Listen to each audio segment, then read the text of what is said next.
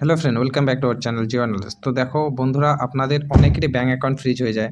কী কারণে? USDT sell, আপনারা হয়তো কাউকে ব্যাঙ্ক অ্যাকাউন্ট রেন্টে দিয়েছো, যে কোনো কারণে আপনাদের অ্যাকাউন্ট অনলাইন গেমিং, টেলিগ্রাম 200 টাকা কেউ পাঠিয়েছে, যার কারণে আপনার ব্যাঙ্ক অ্যাকাউন্ট ফ্রিজ হয়ে আছে, 20,000 30,000 টাকা ফ্রিজ হয়ে রয়েছে। তো এখানে কিন্তু পুলিশ কেস হয়ে যায় এবং অনেক অনেক ভেজালে পড়তে পারো, অনেক খারাপ জঘন্য সিচুয়েশনে তোমরা পড়তে পারো। তার জন্য তোমাকে প্রথমে কী করতে লাগবে সে ব্যাপারে আজকের এই ভিডিওতে জানাবো। প্রথমে তোমাকে ব্যাংকে যেতে লাগবে, ব্যাংক থেকে ইনফরমেশন আপনাদেরকে কালেক্ট করতে লাগবে। কালেক্ট করার পর যে কোনো একজন ভালো অ্যাডভোকেট যিনি সাইবারের কেস নেয় তার কাছে পরামর্শ নিতে লাগবে। সে যা বলবে সেই হিসাবে কাজ করবে, বা তার সাহায্যে কাজ করলে অনেক ভালো হয়। তারপর অ্যাডভোকেট যেই স্টেট থেকে সাইবার কমপ্লেনটা হয়েছে সেখানে যাবে, ডিসপিউট অ্যামাউন্ট যেটা রয়েছে সেটা রিটার্ন করবে এবং আইওকে বলবে একটা এনওসি বা একটা ব্যাংকে মেল করতে। যখন আইও ব্যাংকে মেল করবে, মেল করার পর একটা এনওসি আপনাদের দিয়ে দিবে, ওই এনওসিটা আপনারা ব্যাংকে গিয়ে জমা করবেন। জমা করার পর দেখবেন আপনাদের অ্যাকাউন্ট খুলে যাবে। তো আপনারা কী করতে পারবেন, কিসের জন্য হয়ে থাকে সেটাও একটু জেনে নাও। প্রথমে ব্যাংক অ্যাকাউন্ট ফ্রিজ কিসের জন্য হয়? যদি ব্যাঙ্ক অ্যাকাউন্ট ফ্রিজ হয়ে যায় তবে আপনি ঘাবড়াবেন না, ব্যাংকে যাবেন, ব্যাংকের সাথে একটু কথা বলবেন কিসের কারণে।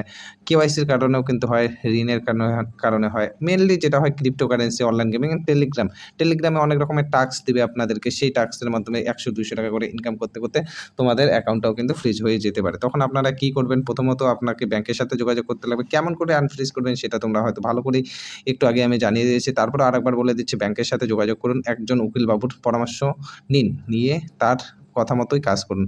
যদি কোনো দরকার হয় এই ব্যাপারে তাহলে আমাদের এই নাম্বারে কল করতে পারেন। কোনো অসুবিধা হলে আমরা যতটুকু পারবো আপনাকে সাহায্য করব যদি আপনাদের ব্যাংক অ্যাকাউন্ট ফ্রিজ হয়ে যায়।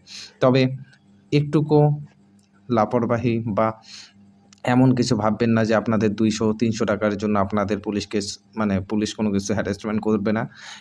এটা লেয়ারের উপর ডিপেন্ড করে এবং আপনার যে কমপ্লেনটা কতটা ডিপ সেটার উপর ডিপেন্ড করে। তো একটু সাবধান হয়ে যাবেন এবং অবশ্যই আপনি যদি কোনো দোষ না করে থাকেন অবশ্যই আপনি এনওসি পেয়ে যাবেন এবং আপনার প্রবলেম যে রয়েছে সেটা অতি শীঘ্রই সলভ হয়ে যাবে।